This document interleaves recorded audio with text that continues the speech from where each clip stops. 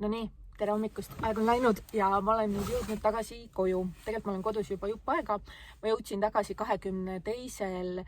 veebruaril ja täna meil juba on 2. märts. Ma olen lubanud teha kokkuvõtva video, et kui palju midagi maksma läks.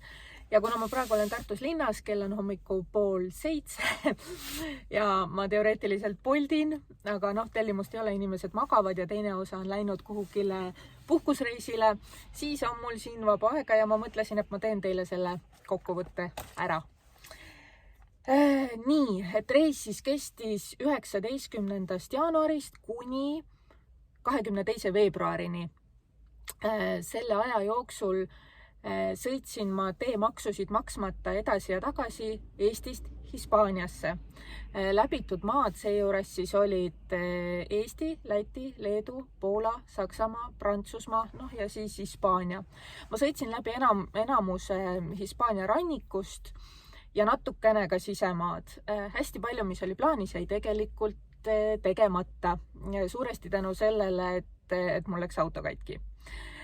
Kogu sellest ajast oli ka hetki, kus ma ei sõitnud, et üks oli see siis autoparanduse periood, mis oli 6 kuni 16 veebruar ja tegelikult enne seda oli ka päevi, kus ma iga päev ei sõitnud, kus olidki päevad, kus auto seisis, näiteks kui ma olin Tarifal, siis üks öö Prantsusmaal, kus ma olin ka Airbnb's.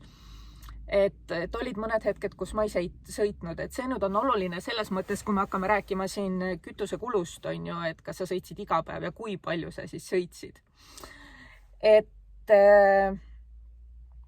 jah, aga tuleks nüüd, mis siin ikka pikalt nagu venitada, et tuleks kohe numbrite juurde, sellepärast, et see on tegelikult see, mis sind huvitab. Nii, ehk siis reis kestis kokku üle 6 aja. Ja mis siis selle jooksul kulus? Ma olen natukene neid numbreid ümardanud, et seal võib olla lõppeelarves, võib see eelarve nagu paarkümmend eurot siia sinna poole kõikuda, aga ma arvan, et mitte rohkem. Söögi peale kulus umbes 100 ja natuke peale, ütleme, et 130. Kütusele kulus 680, see nüüd on täpne, sellepärast, et ma maksin enamuskordasid pangakaardiga ja ma sain pärast järgi vaadata ja teine asi siis, et mingid tšekid on ka alles, et kuna see oli minu jaoks nagu oluline topik, siis seal ma olin väga täpne. Väljas söömisi oli umbes 100 eest. Reisi esimeses pooles ma olin ülimalt kokkuhoidlik ja tegelikult selle põhjus oli ka see, et ma tahtsin nagu ka iseennast proovile panna ja ka teada saada, et kuhu maani nagu on võimalik selle kokkuhoidlikkusega minna. Ja siis ma tõesti eriti väljas söömas ei käinud ja olin muidu ka väga alalhoidlik. Aga kui ma hakkasin tulema tagasi, siis tegelikult tagasiteel ma tahtsin lihtsalt ruttu koju ära sõita, et mul ei olnud plaanis enam teha mingisuguseid peatusi ega siukseid turistile omaseid vaatamisväärsusi külastada, vaid lihtsalt sõita. Ja siis oligi niiviisi, et oma hommikusöögi ma tegin ise, ma enamasti sõin võileibasid, aga kohvi ma näiteks enam ei teinud, vaid selle ma siis ostsin tanklast, kus ma ööbisin. Tagasiteel kõik ööd ma ööbisin tanklates. Kuna sealt sai hommikukohvi, sealt sai vajadusel vett, seal oli sooja veega WC, kus sai ennast kasida. Ja minu silmis on tanklates ka turvaline ööbida. Et nii palju siis sellest, aga tagasiteel siis hommikusöögile ma ostsin kohvi ja lõunasöögi ma midagi näksisin, kuna mul olid ikka veel mingid asjad olid alles nii-öelda enda toidukorvis. Aga õhtusöögid ma ostsin ja enamasti ma ostsin mingit rämpstoitu, näiteks burgerit. Et siis umbes õhtusöök oli mingi 10 kuni 12 midagi sellist. Siis, mis ma jõudsin? Ja siis ma olengi pannud, et see tavasöök, võtame siis mingi 130 on mul siin kirja pandud. Väljas söömine ma olen pannud kõik kokku umbes 100, sellepärast, et tegelikult Hispaaniasse ma tegin ka mõned väljas söömised, enne kõike need siis olid, ma ostsin mõned korrad kohvi seal ja minu meelest ostsin vist Prantsusmaalt croissanti või mingid siuksed väiksed nibin-nabin asjad. Ja Hispaanias ma ostsin ka mõned korrad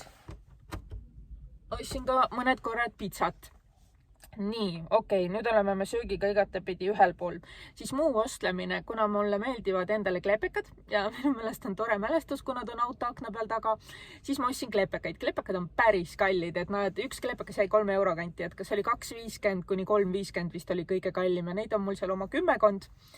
Nii et klepsu eelarve oli ka juba ligemale 30. Igalt poolt, kus ma käisin, ma klepekat ei saanud. No näiteks Valenciast ei ole ja siis on veel mõned kohad, kus ei ole, sest sageli ma tegin selle hommikuse jalutuskäigu linnas nii vara, et linn alles ärkas. Et siis, kui mina olin juba oma jalutamised ära jalutanud, siis need turistikohad, need vähesed madalhooajal olevad avatud turistikohad hakkasid ennast alles nagu avama. Nii, mis siin siis veel on?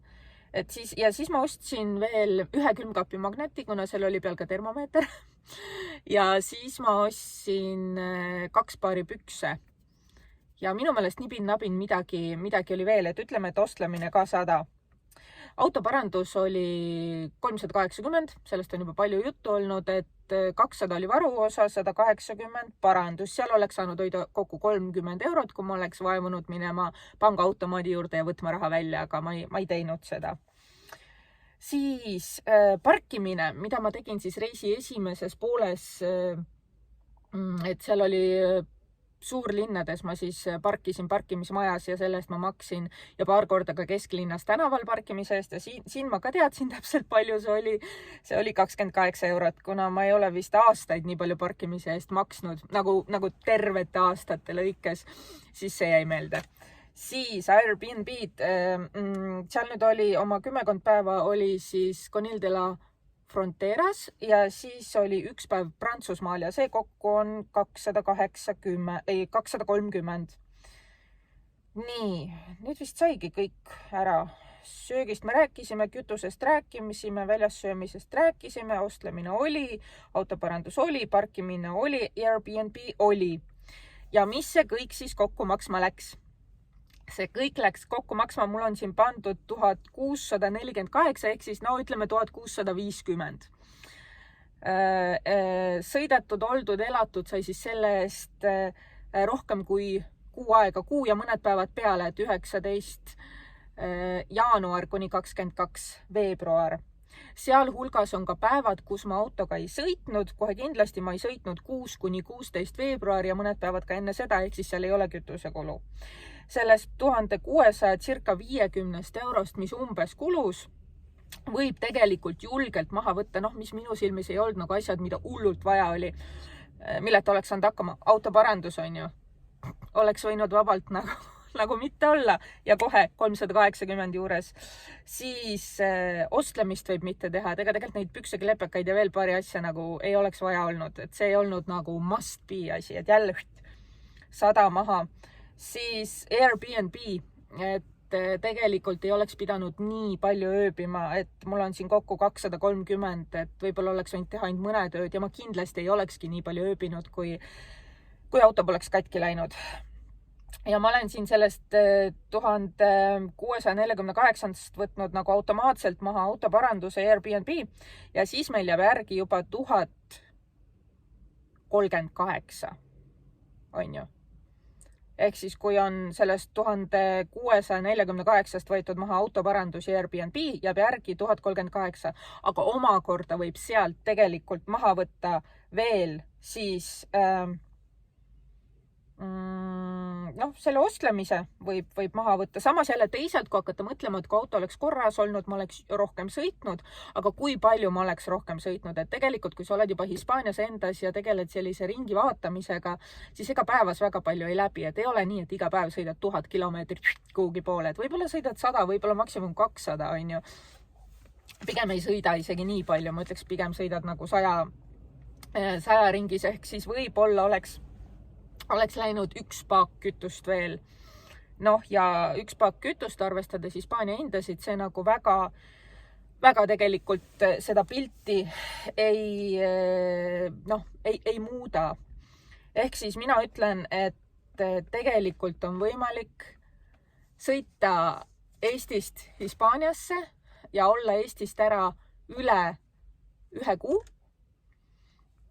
niiviisi, et see läheb maksma 1000 eurot, et see on võimalik, et see on tehtav, aga siin muidugi hakkab mängima, noh, mis on et kui palju sa ise oled valmis nagu alla tulema, on ju, et kindlasti suvel on kõike seda teha nagu lihtsam, suvel ei ole mingeid Airbnb-sid vaja, välidušisid on piisavalt, pesemisvõimalusi on ka, on ju, on kas need rekkameeste tanklad või kas või tavaline tankla, et seal saab ka tegelikult asjad ära ajada.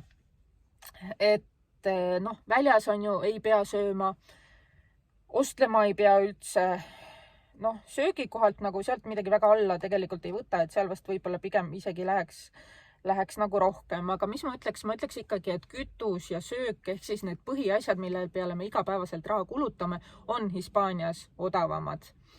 Ja kui ise veel viitsid teha kodutööd ja natukene rohkem ringi vaadata ja otsida, noh, näiteks kütuse ostmisel kasutada mingisuguseid äppe ja planeerida seda ostmist ja rohkem sõitmist ja rohkem nagu läbimõtlemist, et kuidagi, et mitte sõita sinka-vonka, vaid kuidagi nagu niiviisi mõtestatult. Et siis kindlasti on võimalik ka, noh, ma ütleks midagi kokku hoida. Et noh, ja ei tasu minna katkise autoga või autoga, mis kohe nagu saba annab, et siis kindlasti ka hoiab kokku.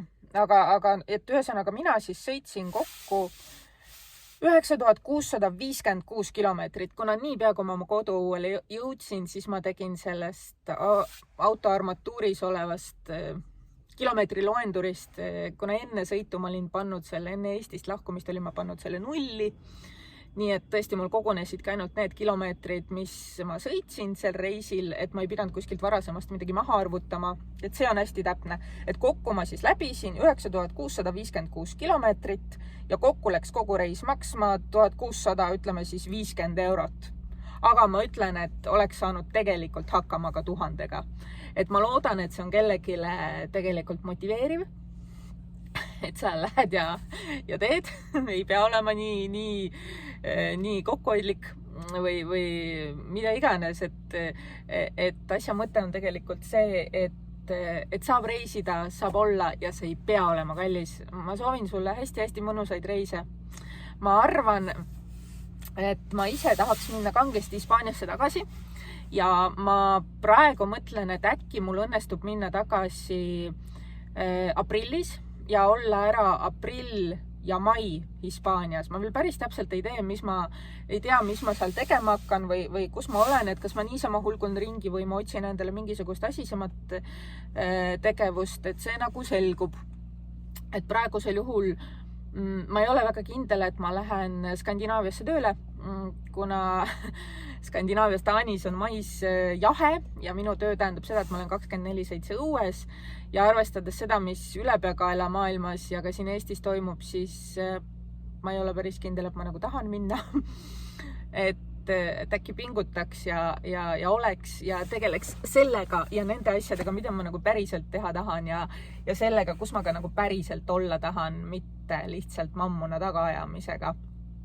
Et vaatame, äkki seiklused jätkuvad Hispaanias juba aprillis, sest golf, tubli väike sinine golf läheb nüüd 9. veebruaril, mis on siis juba õige pea, läheb Paju autosse Nõo vallas ilusasti parandusse ja siis talle tehakse igasugu vigureid seal. Nii et auto saab õige pea korda ja siis on juba potentsiaali minna. Et vaatame, mis sellest aprillist saab, sest mul jäi ikkagi väga palju jäi vaatamata ja aprillis ja mais ei ole tegelikult mul Eestis midagi, mis mind siin hoiab kinni. Et äkki õnnestub.